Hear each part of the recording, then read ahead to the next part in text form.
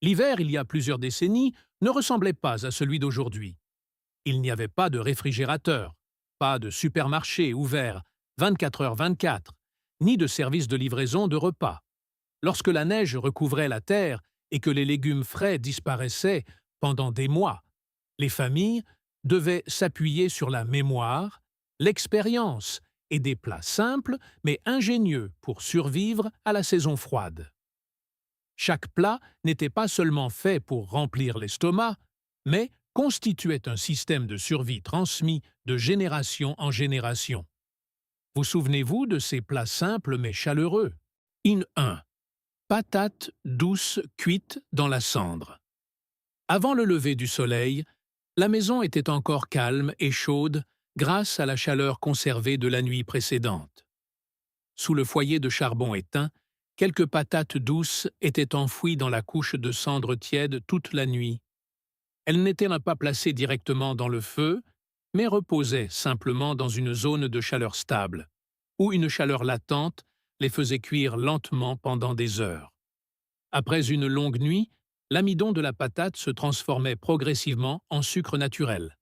La chair devenait tendre, sucrée et caramélisée de l'intérieur, tandis que la peau extérieure noircissait comme une coque protectrice retenant toute l'humidité. Lorsqu'un enfant se réveillait tôt, il lui suffisait de glisser sa main dans la cendre pour en sortir une patate encore brûlante. Tenue entre deux mains glacées, c'était à la fois un petit déjeuner et un petit radiateur comestible. Aujourd'hui, beaucoup considèrent les patates douces grillées comme un encas vendu dans la rue. Mais durant les hivers rudes d'il y a plusieurs décennies, la patate douce était comme une assurance contre la faim. Elle pouvait pousser sur des terres pauvres, offrait un apport calorique élevé et se conservait longtemps sans aucun équipement. Quand les récoltes échouaient, de nombreuses familles avaient encore des patates pour survivre. Avez-vous déjà mangé une patate douce grillée de cette manière si simple? Et pouvez-vous imaginer un matin d'hiver commençant seulement avec une patate chaude entre les mains? 2. Lait au gingembre caillé. Après un petit déjeuner simple, le repas suivant de la journée nécessitait souvent un peu plus de protéines pour que le corps ait la force de lutter contre le froid. Dans de nombreuses familles autrefois, seuls deux ingrédients familiers comme le gingembre frais et le lait chaud permettèrent de créer un plat à la fois réconfortant et nutritif.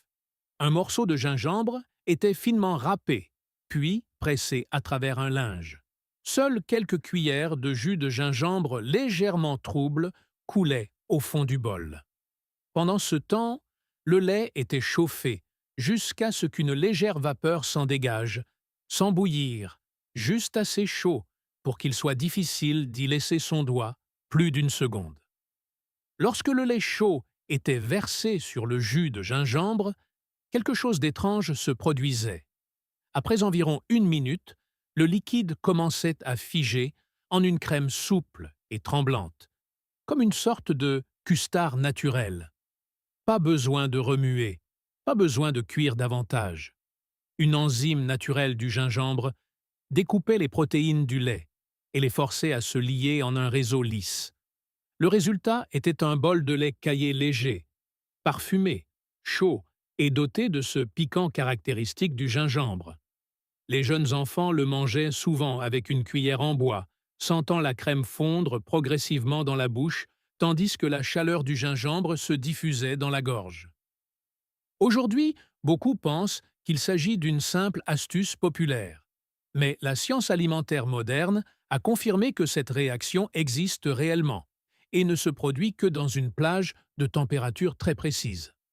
Les cuisiniers d'autrefois ne connaissaient peut-être pas la chimie, mais ils savaient exactement quand le lait était assez chaud par le simple ressenti de leurs mains. Que pensez-vous d'un dessert ou d'un encas nécessitant seulement deux ingrédients aussi simples? Êtes-vous curieux de savoir quel goût cela aurait? 3. œufs salés avec du riz chaud. Une fois le bol de lait au gingembre terminé, la table du matin n'était pas encore tout à fait débarrassée. Une autre source de protéines avait été préparée des semaines à l'avance. Le père prenait un œuf à la coquille légèrement grise, le tapotait doucement sur la table, puis l'ouvrait. Le blanc n'était plus liquide comme celui d'un œuf frais, il était ferme, légèrement translucide et élastique. Quant au jaune, il avait viré à l'orange foncé, onctueux et dense. Cet œuf était resté dans de l'eau salée pendant environ 1 mois. Le sel extrayait lentement l'humidité du jaune, rendant les graisses concentrées et huileuses. Les protéines de l'œuf se resserraient également, créant une texture totalement différente de celle d'un œuf frais. Le plus important était que l'environnement salé rendait le développement des bactéries difficile, permettant ainsi à l'œuf de se conserver très longtemps sans aucun appareil de réfrigération.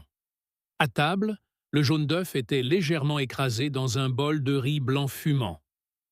Quelques mélanges légers suffisaient pour que le gras et le goût salé se répandent, enrobant chaque grain de riz. Ce plat en apparence très simple devenait soudainement riche et plein d'énergie. Aujourd'hui, beaucoup considèrent ces œufs comme un plat étrange. Mais dans les vieilles cuisines d'il y a plusieurs décennies, c'était un petit réservoir de protéines qui pouvait se garder des mois. Un seul œuf suffisait à transformer un simple bol de riz blanc en un repas complet. Avez-vous déjà essayé de manger du riz chaud avec un jaune d'œuf salé ainsi? Et si l'on posait devant vous un bol de riz fumant avec un œuf salé savoureux, pourriez-vous y résister? 4. La croûte de riz au fond de la marmite. Une fois le riz servi dans les bols, beaucoup de gens aujourd'hui penseraient que la marmite est vide. Mais dans les vieilles cuisines d'il y a plusieurs décennies, la partie la plus précieuse se trouvait parfois au fond.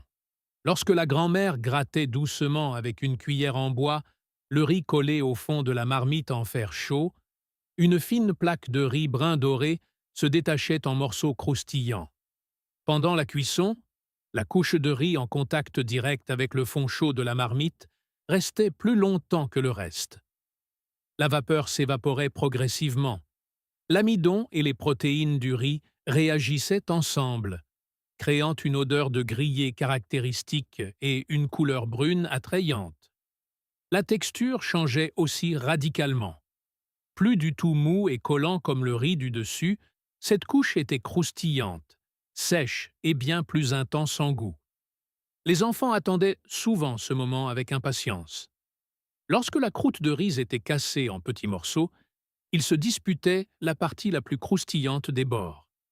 Pour de nombreuses familles autrefois, ce n'était pas une partie brûlée ou ratée. Au contraire, c'était considéré comme la partie la plus délicieuse et la plus riche en énergie de toute la marmite de riz. Ce qui est intéressant, c'est que la croûte de riz pouvait aussi être séchée et conservée assez longtemps. En cas de besoin, il suffisait de la manger directement comme un snack croustillant ou de la plonger dans l'eau chaude pour la ramollir. Rien n'était gaspillé. Même ce qui semblait brûlé devenait une source de nourriture utile. Vous souvenez-vous de la dernière fois où vous avez mangé un morceau de riz croustillant? Et si vous deviez choisir, préféreriez-vous le riz tendre du dessus ou la couche croustillante et parfumée du fond? 5. Nouilles étirées à la main dans un bouillon d'os. Alors que la matinée passait et que le froid de la mi-journée commençait à pénétrer les corps, le repas devait être plus consistant, plus chaud, et offrir assez d'énergie pour toute la journée de travail. Sur la table de cuisine, une boule de pâte reposait depuis quelques heures. Lorsque le père la prenait, la pâte était si souple et élastique qu'elle ressemblait presque à la texture d'un lobe d'oreille au toucher. Il étirait la pâte entre ses deux mains, la frappait doucement sur la table, puis la repliait, avant de l'étirer à nouveau. À chaque fois, les fibres de gluten dans la farine se réorganisaient, rendant la pâte plus souple et plus ferme.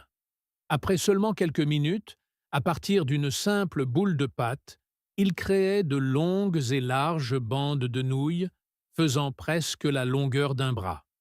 Les nouilles étaient jetées immédiatement dans une marmite de bouillon bouillant.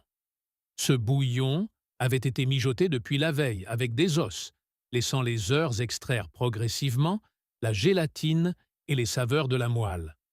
Une fois les nouilles cuites, le bouillon s'accrochait à chaque filament, procurant une sensation de grâce et de chaleur qui se diffusait dans tout le corps. La particularité de ce plat était qu'il ne nécessitait pas d'ingrédients coûteux. La farine était bon marché, les os étaient souvent la partie que personne n'utilisait, et l'effort venait des mains même du cuisinier. Mais une fois combiné, il créait un bol de nouilles chaudes capable de réchauffer tout le corps lors d'une journée glaciale. 6. Tofu fermenté.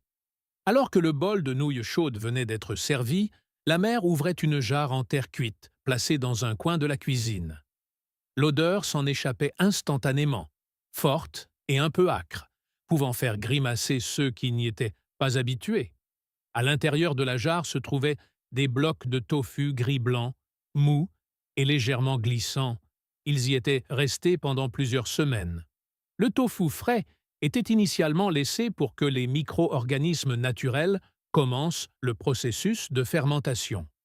Avec le temps, les protéines du soja se décomposaient en acides aminés plus petits, créant une saveur bien plus riche et profonde que celle du tofu normal. L'odeur initiale pouvait rendre méfiant, mais lorsqu'il était plongé dans un bouillon chaud avec quelques morceaux de viande et des légumes, le goût devenait onctueux, salé et complexe, proche d'un fromage affiné. Ce processus de fermentation ne servait pas seulement à conserver les aliments, mais créait aussi une valeur nutritionnelle. Durant les longs mois d'hiver, où les légumes frais disparaissaient presque totalement, les aliments fermentés devenaient une source de nutriments cruciale pour de nombreuses familles. Il est intéressant de noter que les cuisiniers d'autrefois ne connaissaient rien aux bactéries ou aux acides aminés. Ils savaient seulement que s'ils s'y prenaient correctement, ce tofu pouvait se garder longtemps et rendre un repas simple bien plus savoureux. Comment pensez-vous que vous réagiriez en sentant pour la première fois l'odeur de ce tofu fermenté? Et si vous saviez qu'il peut transformer une simple soupe en un plat plein de saveurs, oseriez-vous goûter? 7. Poitrine de porc mijotée. Quand l'hiver devenait plus froid, le corps avait besoin de plus d'énergie pour rester au chaud. Et dans de nombreuses vieilles cuisines, aucune source d'énergie n'était aussi efficace que la graisse animale. Sur le fourneau, une marmite de poitrine de porc était posée depuis le petit matin. Des blocs de viande carrés, alternant couches de gras et de chair, baignaient dans une sauce sombre, frémissant pendant des heures. La sauce était faite de sauce soja, de vin de cuisine et de sucre chauffé jusqu'à devenir brun foncé. Après un long mijotage lent, la couche de gras de la viande devenait progressivement translucide et tendre comme de la gelée. Le collagène de la peau et de la chair fondait également en gélatine, rendant chaque morceau si tendre qu'un simple contact suffisait à le détacher. Lorsqu'un morceau de viande était posé sur un bol de riz chaud, le gras commençait à fondre immédiatement. La graisse coulait, enrobant chaque grain de riz blanc. L'arôme riche envahissait la table, rendant le repas plus luxueux malgré le petit nombre de morceaux de viande. Aujourd'hui, beaucoup essaient d'éviter les graisses animales, mais durant les hivers glacials d'il y a plusieurs décennies, le gras était comme un carburant pour le corps. Il permettait aux travailleurs de passer la journée dehors sans perdre rapidement leur chaleur. Vous souvenez-vous de la sensation d'un morceau de viande fondant sur un bol de riz chaud? Et si vous deviez travailler toute la journée dans un froid mordant, refuseriez-vous un plat aussi riche en énergie? 8. Brioches à la vapeur de pâte fermentée. Tandis que la marmite de viande mijotait encore doucement, dans un autre coin de la cuisine se trouvait une jarre en terre cuite hermétiquement fermée. À l'intérieur se trouvait une boule de pâte à l'odeur légèrement aigre, conservée de la fournée de la veille. La grand-mère en prélevait une petite partie, la mélangeait à de la nouvelle farine et de l'eau, puis pétrissait jusqu'à ce que la pâte devienne lisse et souple. Cette pâte était laissée au repos sur le plan de travail chaud pendant quelques heures. Grâce aux micro-organismes naturels présents dans l'ancienne pâte, la nouvelle commençait à lever lentement. Quand la grand-mère revenait, Les petites brioches rondes avaient doublé de volume. Elles étaient placées dans un cuiseur vapeur en bambou, où la vapeur chaude les cuisait en seulement 15 minutes environ. Lorsque le couvercle était soulevé, une épaisse vapeur s'échappait. Des brioches blanches, molles et spongieuses apparaissaient. En appuyant doucement avec le doigt, la surface de la brioche était élastique, comme un petit oreiller. La brioche était déchirée en deux et mangée avec la viande mijotée, laissant la mie tendre absorber la sauce onctueuse. La particularité était que cette souche de pâte fermentée pouvait être conservée pendant des jours, voire des années, si l'on en prenait soin. Chaque jour, on gardait simplement un peu de pâte pour servir d'amorce à la fournée du lendemain. Pouvez-vous imaginer une famille conservant la même source de levain sur plusieurs générations? Et si cette brioche chaude et moelleuse sortait tout juste du cuiseur vapeur? La mangeriez-vous tout de suite ou attendriez-vous un peu? 9. Riz gluant sucré riche en énergie. Durant les jours les plus froids, il arrivait que le repas doive faire plus que simplement rassasier. Il devait fournir assez d'énergie pour aider le corps à maintenir ses forces pendant de nombreuses heures. L'un des plats qui y parvenait était un bol de riz gluant spécial, préparé avec soin. La mère prenait un bol profond et tapissait le fond d'une couche de saindoux.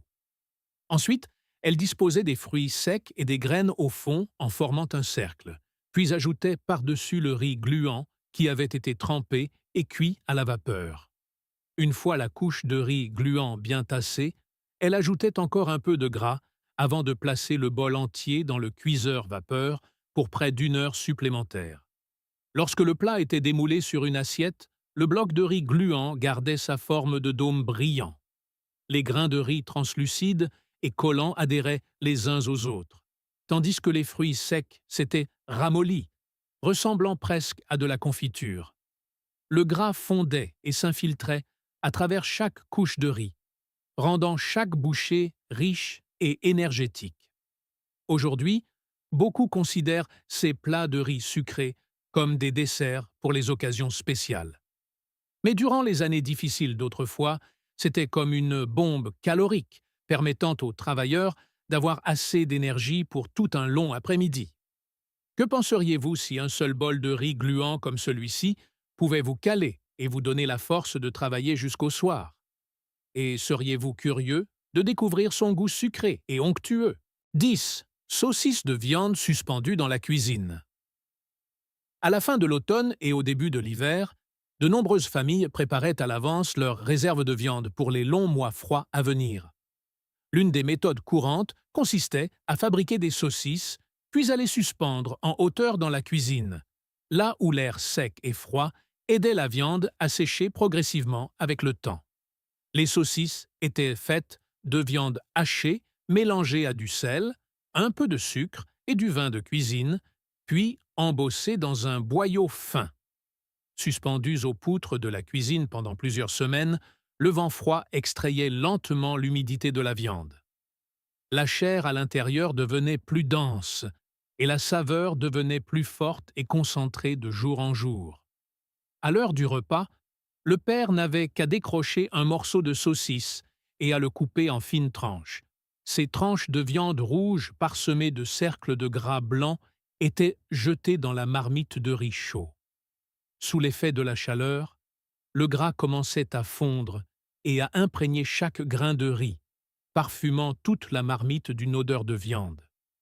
Dans de nombreuses familles autrefois, un animal d'élevage n'était abattu qu'une fois par an. Par conséquent, conserver la viande pour l'utiliser tout au long de l'hiver était extrêmement important. Ces saucisses suspendues au grenier ou à la cuisine étaient le moyen de faire durer cette source de nourriture pendant les mois glacials. Pouvez-vous imaginer ces rangées de saucisses suspendues silencieusement aux poutres tout au long de l'hiver? Et si vous aviez le choix, en couperiez-vous quelques tranches pour les manger avec du riz chaud ou les utiliseriez-vous pour cuisiner une soupe chaude? Ces plats simples n'étaient pas seulement de la nourriture. Ils sont les souvenirs de toute une époque où l'homme devait compter sur l'expérience et la patience pour surmonter l'hiver. L'un de ces plats vous rappelle-t-il votre enfance ou vous rend-il curieux de l'essayer? N'hésitez pas à partager vos impressions dans les commentaires. Et si vous aimez ces histoires culinaires nostalgiques, n'oubliez pas d'aimer la vidéo et de vous abonner à la chaîne pour ne pas manquer les prochaines vidéos.